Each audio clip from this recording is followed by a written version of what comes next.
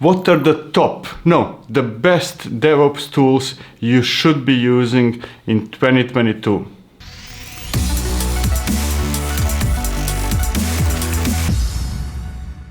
Every year I make a video where I select the top or the best tools that we should be using, and this year is no difference. So let's go and discover what are the tools you should be using this year. Before we proceed, let me give you a few disclaimers, important disclaimers. And the first one is that I did not include all the tools that exist, all the tools in the market, because that would be impossible. There are likely quite a few tools that I do not know about and are still awesome, and there is nothing I can do about it. So not everything is included. And if your tool is not in this list, please let me know. I'll do a review and then I will include it next year or something like that. The tools will be split into categories. I will show you the categories soon, but I have to say right away that not all categories are included either. That would also be impossible. So I am including categories that I'm most interested in, those that I believe are interesting, not necessarily to everybody, but at least to me. And finally, the last disclaimer is that the fact that I proclaim some tool a winner does not mean that other tools are not good, quite the opposite, but I have to choose a winner. Okay, I do not have to choose the winner, but I will choose the winner for every category, and that should not be interpreted as, hey, all the other tools are horrible or bad or something like that. It's just that I have preference for one over the other. Now let's jump into categories. We will have application management, infrastructure and services, GitOps, progressive delivery, security, development or local development, CI/CD pipelines, logging, monitoring and troubleshooting. I will put all those three into one category. Kubernetes dashboards, containers, and Kubernetes itself. Those are the categories, so let's get going. Let's see which tools compete in each of those categories and which ones are winners, which ones you should be using. The application management category is split into two subcategories. We have self-managed and managed solutions, and they are different. They involve different tools. We're treating them differently and we're using them for different purposes, so it makes sense that they are separate. Within the self-managed subcategory, we have Catch and Shippa. Both are some kind of wrappers. They're not really providing new and different ways to manage applications. They're wrappers around things that we already do and things we already use. So they will provide the easy way to create a deployment with a service, with ingress and things like that. So they're wrappers. That does not necessarily mean that they're bad, but they're not really bringing anything drastically new to the market. They're wrapping around things that already exist. Then we have Knative. Knative is a solution for self-managed services or self-managed serverless solution that we can run in our own clusters, in our own infrastructure. And then we have Kubevela. Kubevela is special. Kubevela is a way for us to define things and make them much simpler and create completely new custom resource definitions in our Kubernetes clusters, and all that is usually used towards the idea of shifting things left. So with Kubevela, we can shift things towards developers because we can make completely new resource definitions that are much easier to deal and handle. And the winner for self-managed is actually two winners. I have two winners, Knative and Kubevela. Knative is absolutely awesome. It enables us to have serverless deployment, serverless workloads in our own clusters. And Kubevela is an implementation of Open Application Model that allows us to shift left to enable developers in our organization to manage applications themselves. So two winners, Kubevela and Knative. By the way, before we move on, I must tell you that I have videos for most of the tools that I'm exploring in this one, and you will find links in the description. So if you want to know more about any of those tools, check out the description. You will find information about most of them, if not all. Now, within the managed category or managed subcategory of application management, we have quite a few tools today. The first one is Fly or Fly.io, which is absolutely amazing. It allows us to not think about anything except the code of our applications, but it is very simplistic. It is very simple. If it fits into what you're doing, Fly.io is great. If it doesn't, then you might need to look somewhere else. Then we have Google Cloud Run, which in my opinion is future of serverless workloads, of managed serverless workloads. It is based on Knative, the winner of the previous subcategory,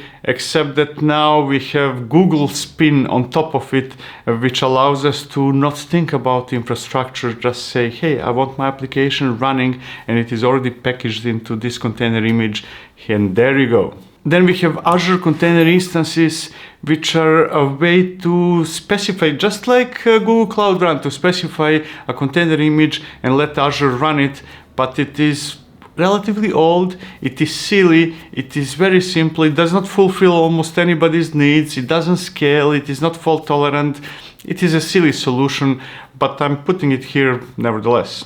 And we have also Azure Container Apps or Azure Container Applications, which is a new project started recently. I think it is still in preview mode or early beta or something like that.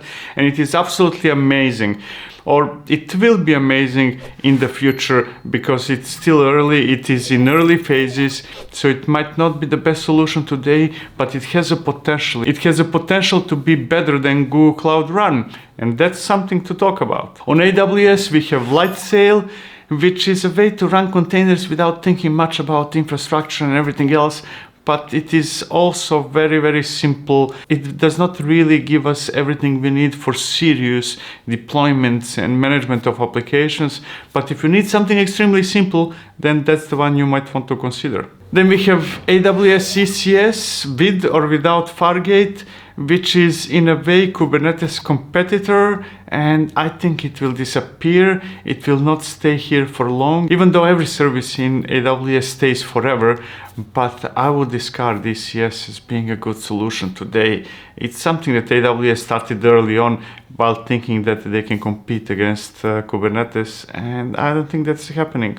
And finally, we have AWS Lambda, and AWS Lambda can now use container images, which is absolutely awesome, much better than the old-fashioned, is it old-fashioned? Much better than Lambda that we know from before. And Lambda itself is a pioneer in serverless space, but I'm not sure that it is a good choice today, at least not compared to other tools like Google Cloud Run and Azure Container Apps. And the winner is actually the same as last year. It's Google Cloud Run. Google Cloud Run is amazing. It is moving very fast. They are improving what it does, how it does, and it is still the best way to run applications when managed applications are concerned.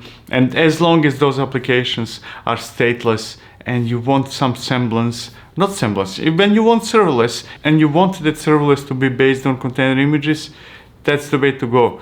Google Cloud Run, the winner. There are plenty of tools to manage infrastructure and services. In the past, we had the Chef and Puppet and CF Engine, a few others. I will skip those because they're not really used anymore. And I will start with Ansible. Ansible Rules. It is the most used tool to manage infrastructure on-prem. It did not get much traction in cloud, and that's normal because it's not really designed for that. But if you want to manage infrastructure on-prem, mutable infrastructure, then Ansible is the way to go. We have Terraform, which is the darling of cloud way of managing infrastructure and services, and it is a safe bet. If you don't want to think much about it, if you want something that just works, and it is supported by everybody and it exists for a long time, then Terraform is the way to go. It is a safe bet. Then we have Pulumi, which is good for those who do not believe that the desired state should be defined declaratively. So if you want to use a programming language instead of declarative format like HCL, YAML, or whatever you might want to use, then Pulumi is the way to go. In other words, if declarative formats are not the way to go for you, then Pulumi is the tool to choose. Further on, we have EKS Cattle, which is absolutely amazing, and I love it,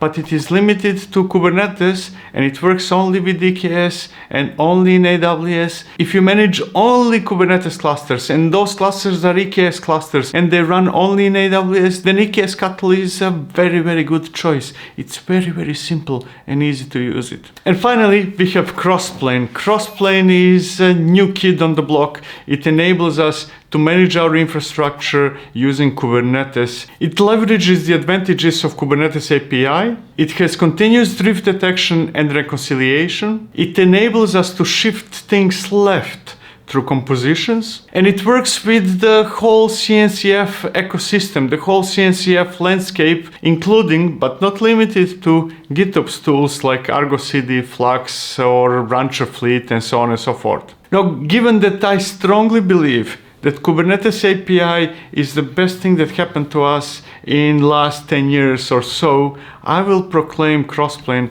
as a winner. Especially since recently it increased drastically provider coverage, so now it supports all the resources in AWS, Azure, and Google, and quite a few others. Within the GitOps category, we have only a few tools. Even though many tools are putting GitOps stickers, there are only 3 that are worth considering today.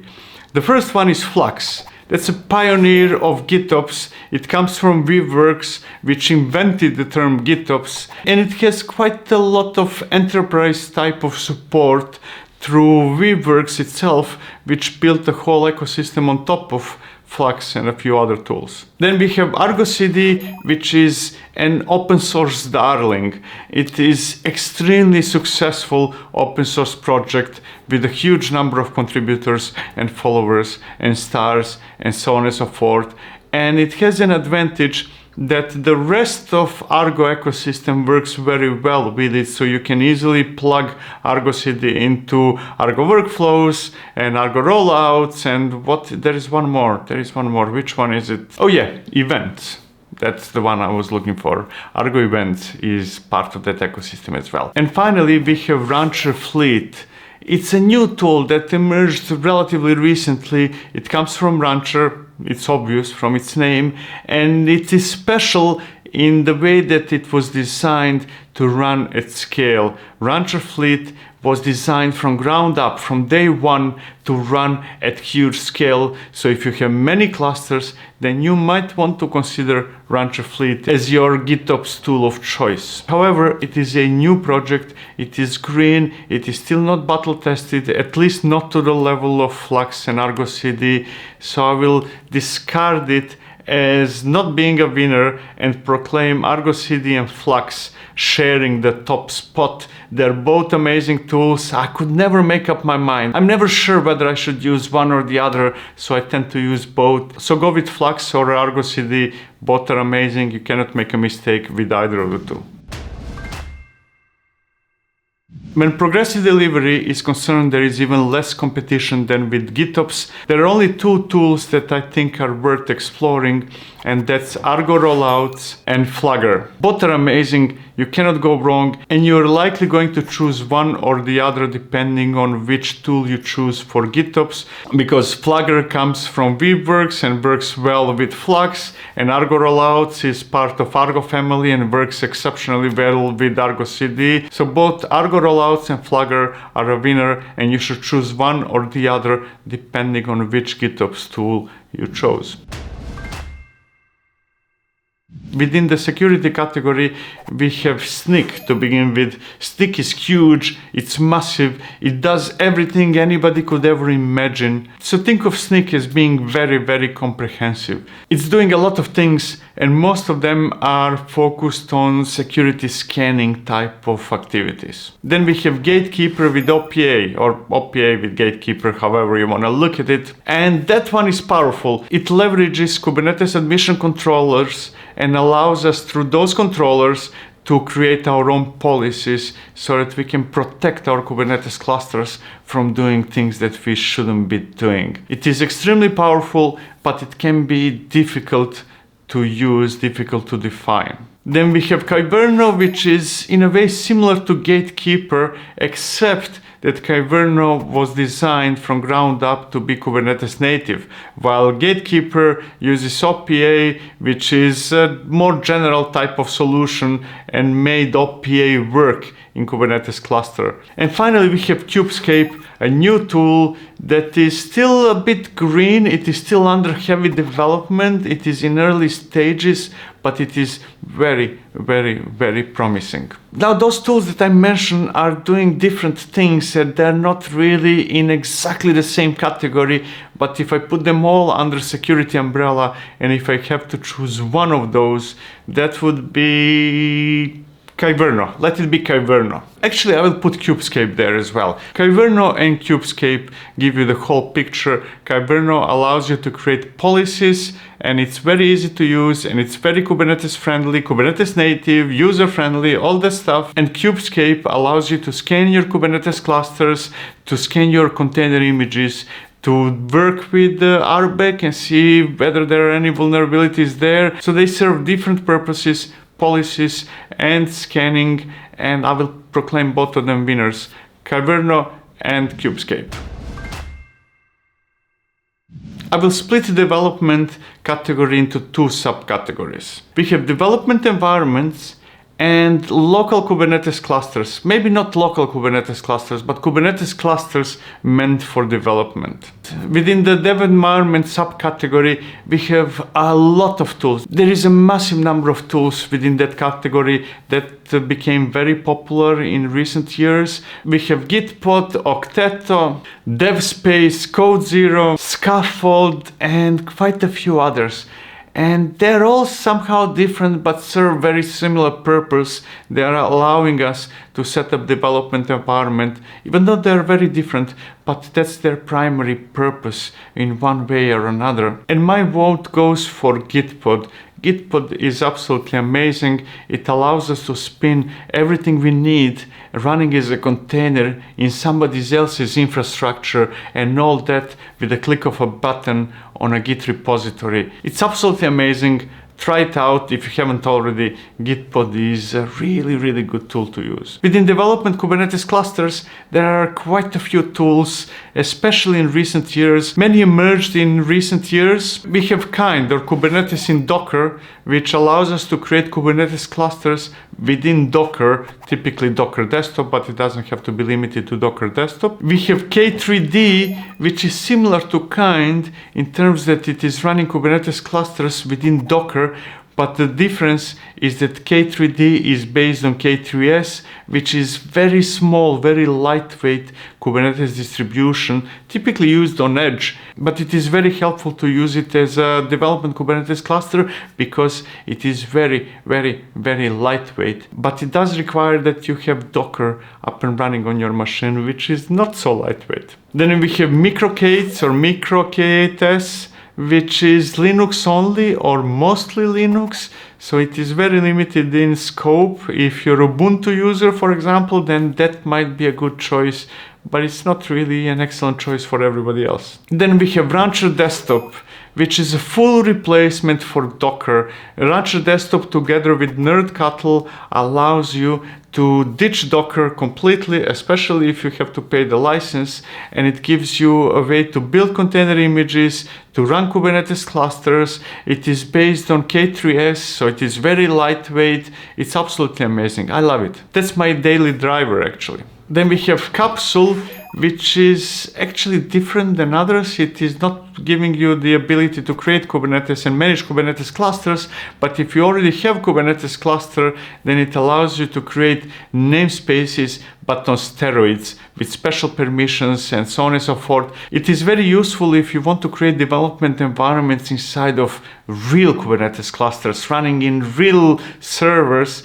and then we can use Capsule to decide who can do what within which namespace. It provides us capabilities that are currently not available in Kubernetes itself. And finally, we have one of my favorites, which is vCluster, that's sixth, I think, that allows us to create virtual clusters. And that's absolutely amazing. Instead of dealing with local Kubernetes clusters or having customers all put into the same cluster. We can create a virtual cluster for each team, for each customer, or wherever we want to have separation or semblance of a real Kubernetes cluster without creating a real cluster. And that's absolutely amazing. vCluster is great. So which ones I will choose? I will have to choose two. I will choose Rancher Desktop as a winner because it is the best way, in my opinion, to run local Kubernetes clusters, and I will choose vCluster as the best choice to create virtual clusters inside real, not local Kubernetes clusters.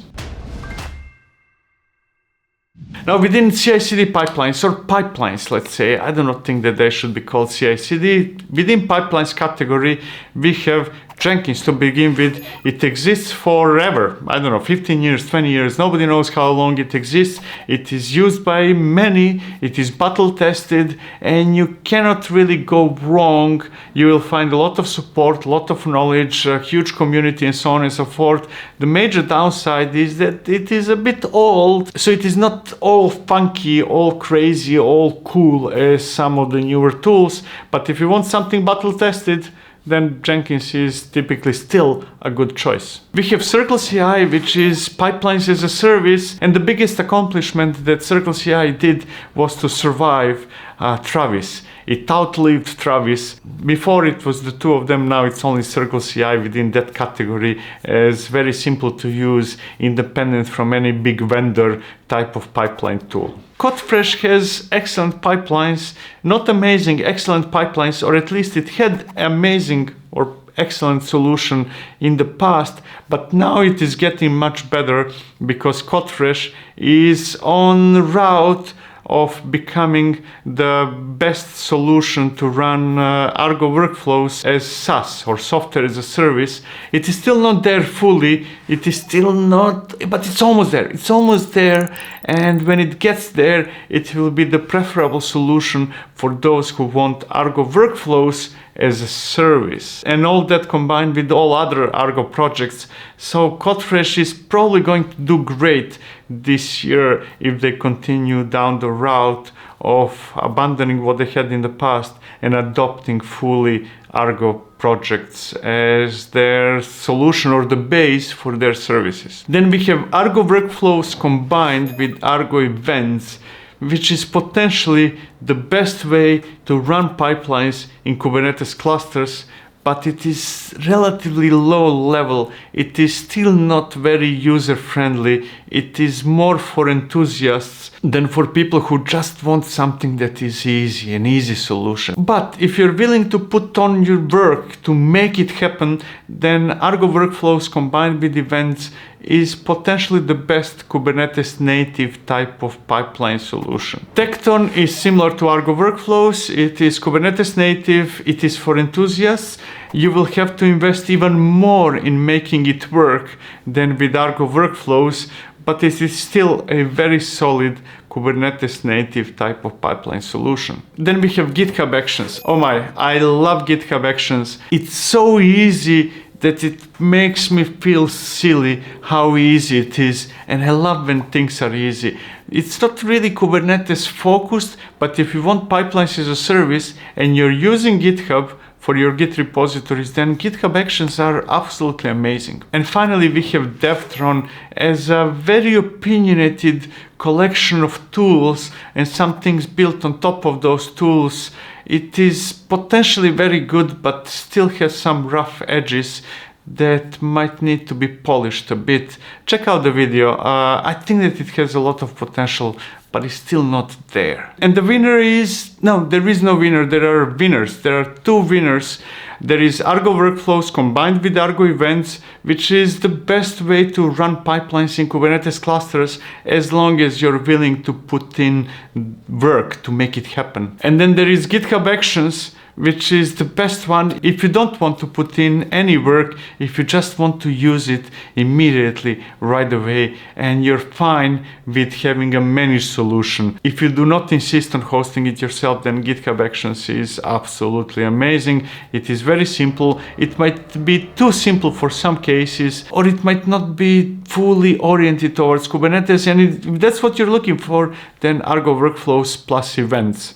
In other words, Argo Workflows, if you want to run it yourself in your Kubernetes clusters and you're willing to put in some work, and GitHub Actions if you're using GitHub for your Git repositories and you just want something that works out of the box right away. So we have a big category: logging, monitoring, troubleshooting. I will split it into those 3 subcategories, and I will not introduce many tools in this one. I will just go straight into the winners because I have it very clear what is a good choice within those subcategories. So for logging, I like Loki. I think that Loki is absolutely amazing as long as you want to self-host it. If you want it to be self-managed type of solution. If you want something that is managed by your provider, then go with whatever that is. CloudWatch in AWS, whatever is in Azure, and whatever is in Google. But if you want a solution that is absolutely amazing and you're willing to self-host it, to manage it yourself, then Loki is the choice. Loki is the winner. It is like Prometheus, but for logs. Amazing. Monitoring subcategory is also very clear. If you're using Kubernetes, that's Prometheus. Prometheus wins big time. Now there are variations of Prometheus, when you want to run it at scale and so on and so forth. There is Prometheus as a service. I think that Grafana Labs offers it and quite a few others and so on and so forth. But no matter whether you host it yourself or you use Prometheus as a service or you use some variation of Prometheus to run it at scale, it's always Prometheus. And there is a good reason for it. And the reason is very simple. Kubernetes community assumes Prometheus by default. So many of the services, many of the applications, of the resources, of controllers in Kubernetes will assume Prometheus by default. And then if you're lucky, then you might have a support for something else. But what matters is that Prometheus is the de facto standard, especially when talking about Kubernetes. So it's a clear winner. Then we have visualization as a subcategory, the 3rd subcategory in this section, and we have a clear winner there as well. That's Grafana. Grafana beats everything. It is open source, it is free, it is absolutely amazing, and it works with almost anything. Wherever you put your logs, wherever you put your metrics and what's or not, you can visualize that something with Grafana. A clear winner. And finally, we have troubleshooting type of subcategory in this one. And for troubleshooting, there are 2 that I really like. One is Troubleshoot, which is absolutely amazing, but it is special. It is a tool that is not necessarily good for you using to troubleshoot your own Kubernetes clusters and cloud and what's not. Troubleshoot is mostly for troubleshooting as a service, meaning that if you're providing service to other teams or other companies, what's or not, then you should be using Troubleshoot because it allows us to send information to others. Or to be more precise, it allows us to give the tool to other teams and say, hey, I know that I don't have access to your Kubernetes cluster, but if you run this something, you will gather all the information that I need to help you out. So for support teams, Troubleshoot is absolutely amazing. And if you're troubleshooting yourself, which is most of the use cases, then Commodore. It's absolutely amazing. It is a new tool. It appeared out of nowhere, I think, in last year in 2021, and I really like it, especially because it gives us the context. It is not only about troubleshooting about one area, it gives us the context of what's going on by connecting many different tools and giving us indication, hey, this is where it started, this is where it went, this is what happened. It gives us context, and context is one of the most important things, or the most important thing when troubleshooting issues.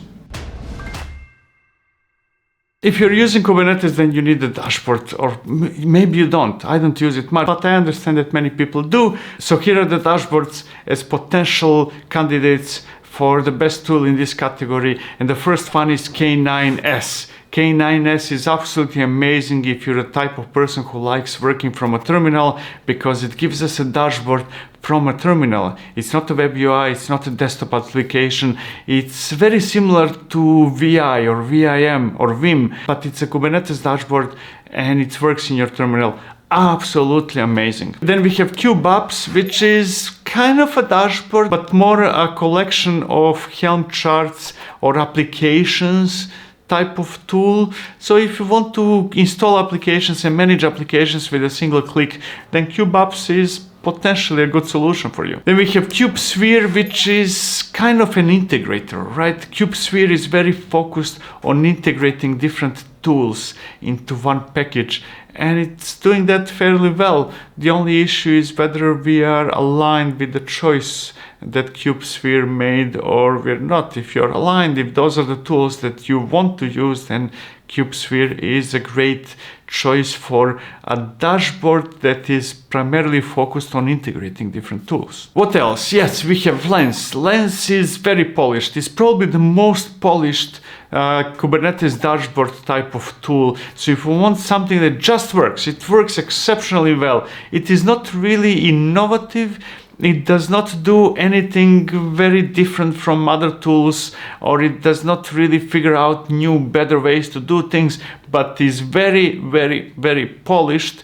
Then Lens is the tool for you. What else? Oh yeah, we have Octant. Octant, don't use Octant.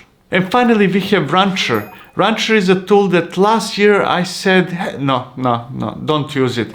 But now it's back. Rancher team and SUSE in general put a lot of effort, and the newer versions of Rancher are absolutely amazing. And Rancher moved from being the tool that I said nobody should use or only people working on on-prem should use, to being the preferable tool today. If you want a dashboard for your Kubernetes clusters in plural, and if you want the capability to manage those Kubernetes clusters from that same dashboard and to manage applications and workloads in those clusters, and if you want the support for GitOps itself, actually that's not there yet fully, but it's coming. Anyways, GitOps is there in one form and another, and so on and so forth. There are quite a few great things about Rancher, and you should consider it seriously. And the winners, what should be the winners? Oh, okay, I'll pick two. I will pick K9s because I love working from a terminal. I'm in a terminal all the time, and then K9s rules. And I will pick another one for this category, and that will be a web UI type of solution, and I will choose, oh, that's a complex one, complicated one, Rancher. Let it be Rancher. So K9s if you want terminal type of dashboard, and Rancher if you want to do things from a web UI, and it does a lot. It wasn't that good last year, but now it's back. Now, this category is going to be controversial. When we talk about containers, we typically talk about two things. We talk about building container images, and we talk about running containers. Now, I do not think that anybody should run containers directly. I think that we should all run containers in production in Kubernetes clusters and not Docker. And if you're running production in Kubernetes, then running containers locally should be in Kubernetes as well, and not Docker. And I repeat, not Docker. We should not run containers directly, simply because we should leverage the manifests and the tooling and stuff like that that we use in production when working with containers locally as well. So the containers category is focused on building container images and not on running containers. So what do we have within containers category that is focused on building containers rather than running containers? I know, it's strange. Anyways, we have Docker. Docker is the pioneer. Docker is the tool, the company, the logic, the everything. It showed us the light. Like 10 years ago or something like that? I don't know, some time ago. It shows us the light. It changed this industry forever. but I do not think it's the best choice anymore. Docker is slowly fading away. And the reason is simple. Docker packages too many things. It is very heavy. It has tools and that we shouldn't be using, like Docker Compose. You shouldn't be using Docker Compose. It has Swarm. You shouldn't be using Swarm, and so on and so forth. So it's not that it's bad technology. It's not bad. It's just too heavy. It does too many things that we do not need anymore. Then we have BuildX. BuildX is already part of Docker, but if you want something for building images, then BuildX is potentially a good choice. The only thing I don't like about BuildX is that it's running as daemon, and that's great when running on your local machine, but then if you're running it on a local machine, you're probably not going to use BuildX, but Docker, which already has BuildX. And if you want to build container images through pipelines or whichever means you're building your images in real servers, you know, CI/CD and so on and so forth, then I do not like that it is running as daemon. I like one-shot operations that, you know, hey, let's create this container that we build container image and then disappear.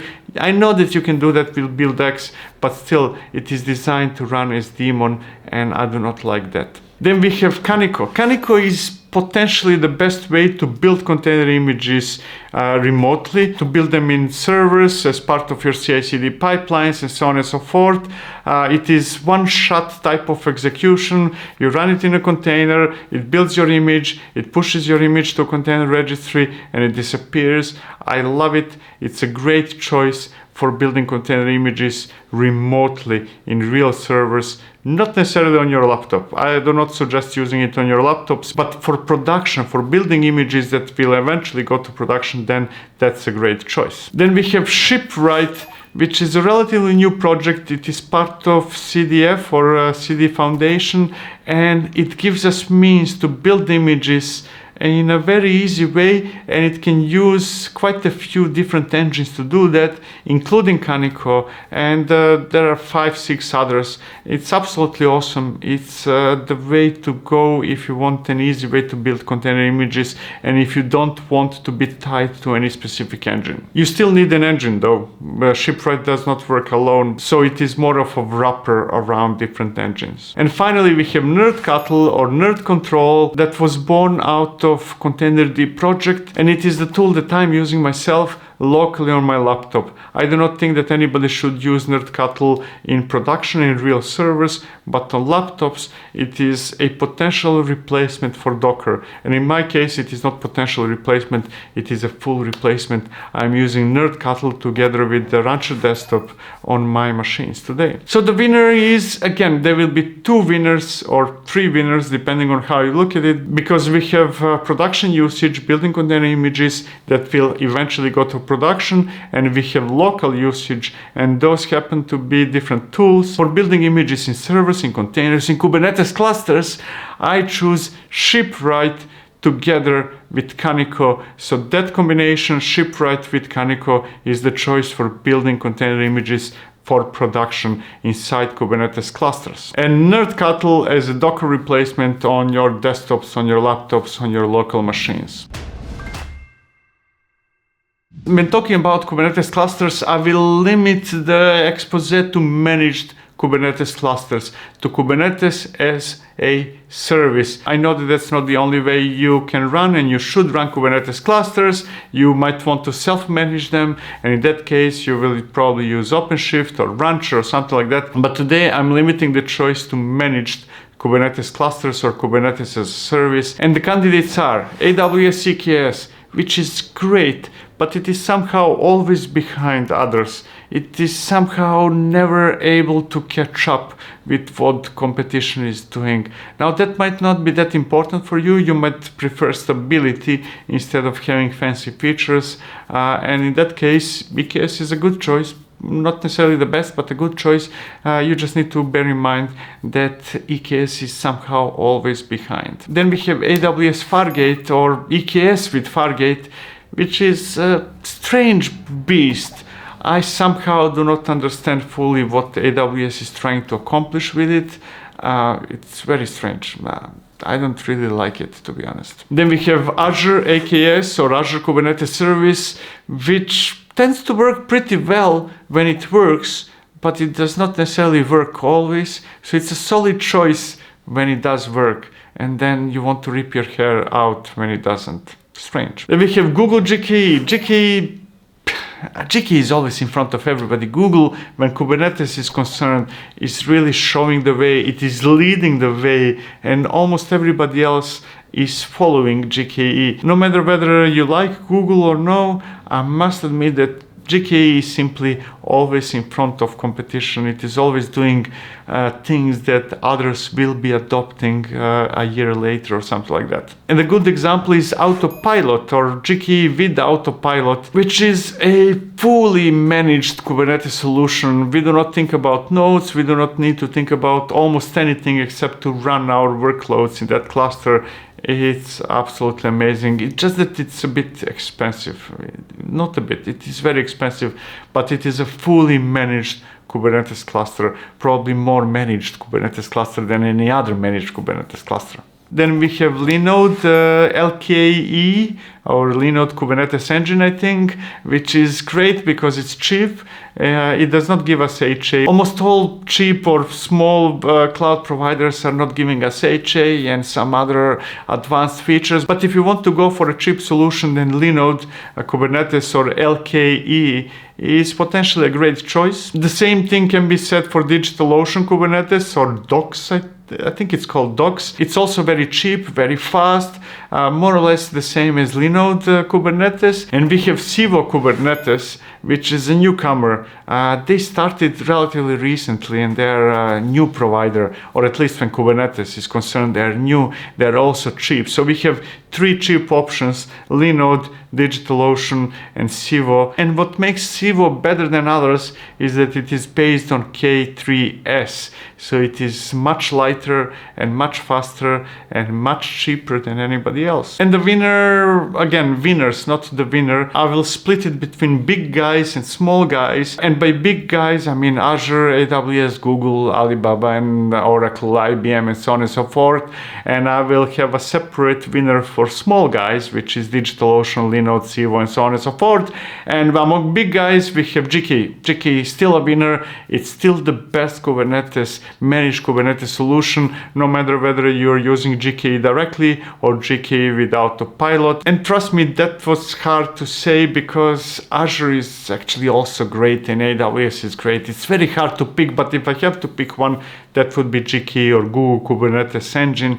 And among small guys, that sounds disrespectful, right? But anyway, smaller providers, there is a clear winner. I have absolutely no doubt, and that's Civo. What Civo did with K3s is absolutely amazing. There's some true innovation going on there that Linode and DigitalOcean are not able to do or to catch up with.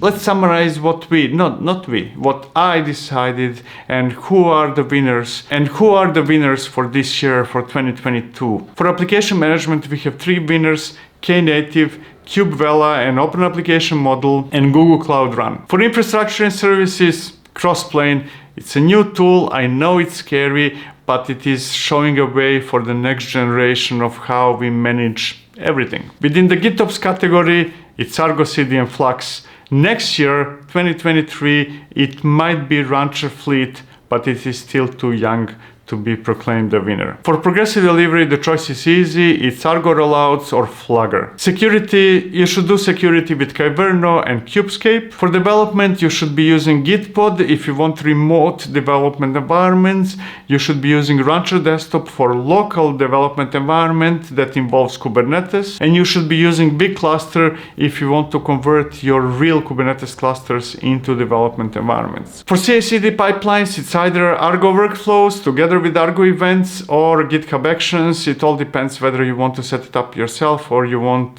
software as a service type of solution for pipelines. For logging, monitoring, and troubleshooting, we have four winners because we have different types of things that we need to do. We have Loki for logging, Prometheus for collecting metrics for monitoring, Grafana for visualizing everything, and Commodore for troubleshooting issues and getting context out of madness that is happening in our clusters, in our systems. If you need a Kubernetes dashboard, that should be either K9S, which is a dashboard running in your terminal, or Rancher if you want web UI. Within the containers directory, the winner is Shipwright combined with Canico when you need to build something remotely inside of real Kubernetes clusters, or Nerdcuttle if you want to replace Docker with something that is potentially better. Not potentially, it is better. And finally, among Kubernetes clusters, managed Kubernetes clusters, we have two winners. One is GKE among the big providers type of category, and among smaller guys, the winner is Sivo. And now comes the time that you should start throwing stones at me. I'm pretty sure that you have different opinion than I do. I'm pretty sure that there are probably quite a few categories where you disagree with me. There are some categories that are missing, and so on and so forth. Let me know in the comments. Let's talk about it in the comments. Let's fight, let's talk, let's suggest what I should do next, and so on and so forth. Thank you so much for watching. See you next time.